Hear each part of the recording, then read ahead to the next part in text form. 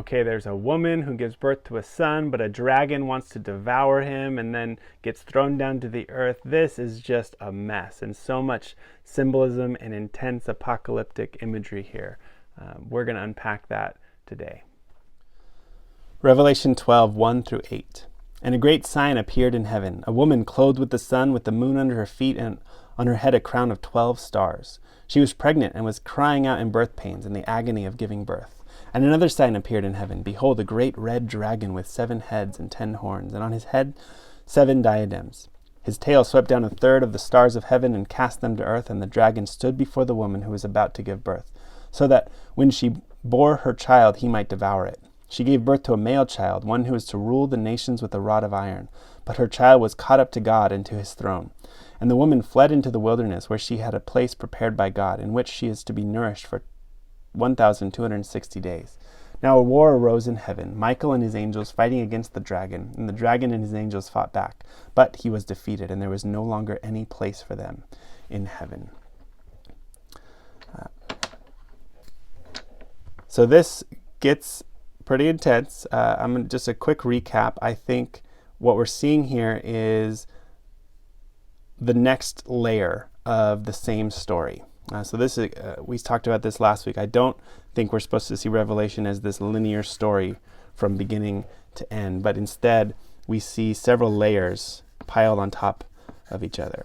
And so in chapter 4 and 5, we saw the Lamb who was slain, really a callback to Jesus' death and resurrection on the cross.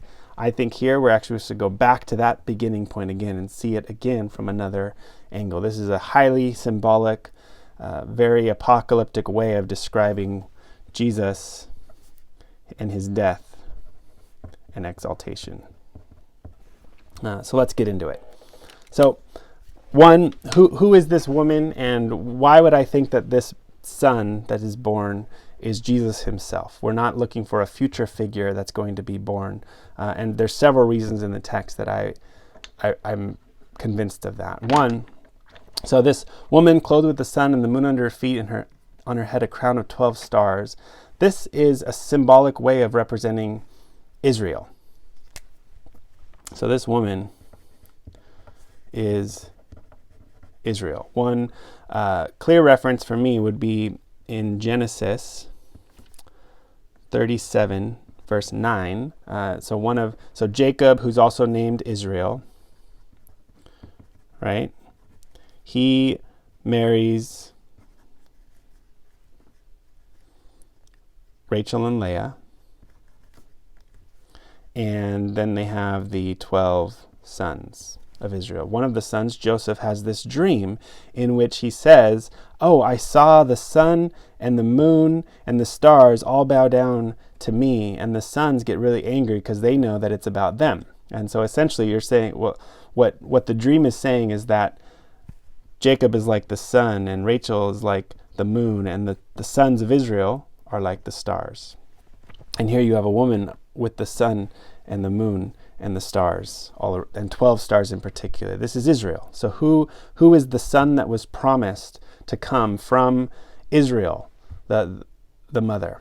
And so this would call back to, messianic prophecies like Genesis 3:15, where the seed of the woman will come and crush the snake.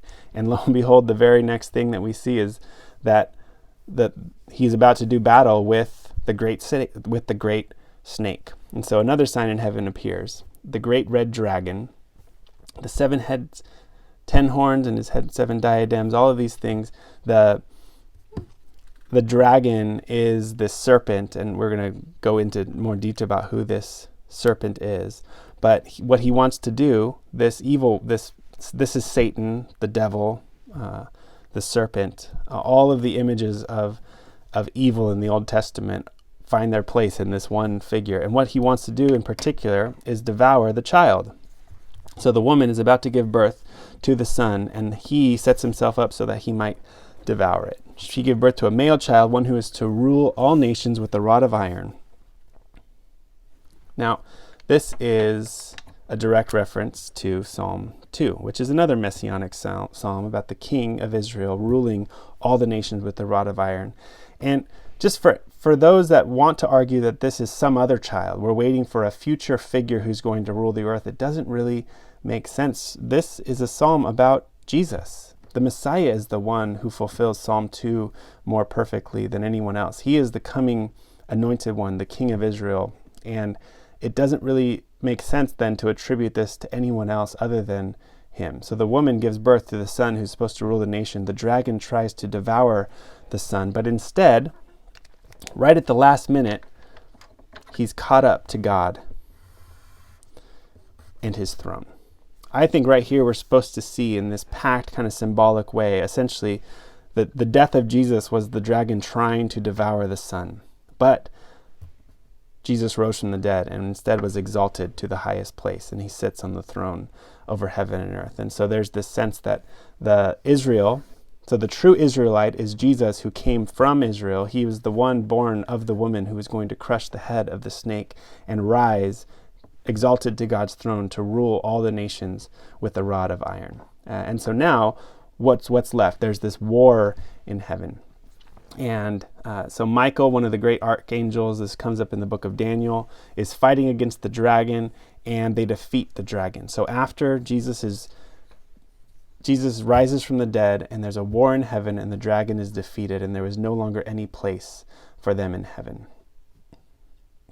We're going to go more into this battle and the defeat, but just the way that this scene describes the gospel for me is really profound. We see in very intense, kingly language, who is Jesus? Jesus is the one who was born from Israel, God's chosen people. He is the true Israelite who could not be devoured by the dragon, but instead rises victorious. And because of that, God's people know that we no longer have Satan as our accuser standing before us in heaven. We have the freedom and the access to be in God's presence because our accuser, our enemy, has been thrown down to the earth. He has been defeated because Jesus rose from the dead. We can take a lot of heart in that.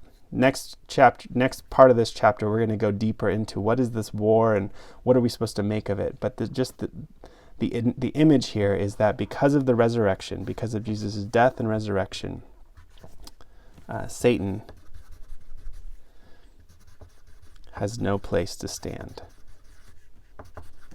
We can walk confidently into God's presence because our enemy is no longer there.